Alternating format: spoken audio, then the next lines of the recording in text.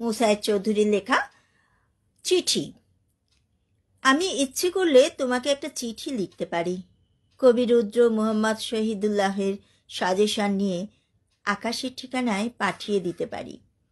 কিন্তু ভাবছি চিঠিটা গন্তব্যে পৌঁছাবে তো? সেই তুমি তো হাজার হাজার বছর ধরে ঘুরে বেড়াচ্ছ পৃথিবীর পথে প্রান্তরে, রাজার ঘরে, আকাশে বাতাসে, সর্বত্র।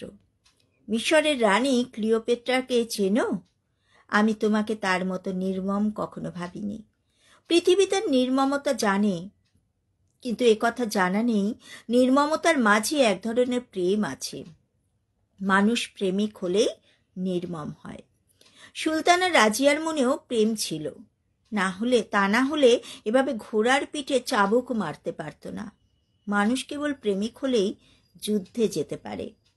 তাই আমি ইচ্ছে করলেই তোমাকে একটা চিঠি লিখতে পারি, কিন্তু চিঠিটা পাঠাবো কি করে?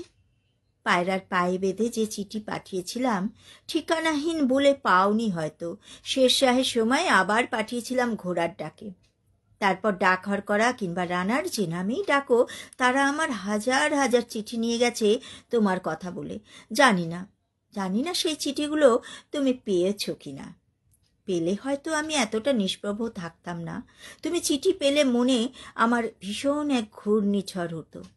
বৃষ্টি হতো, বন্যা হতো, মায়ের কোলে শিশু খলখল করে হেসে উঠত।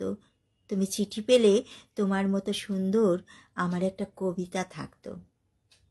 এখন তোমাকে চিঠি দেব কি না বলে দিও, আরও বলে দিও আর কত হাজার বছর পার হলে শান্ত হতে পারে আমার অশান্ত হৃদয়।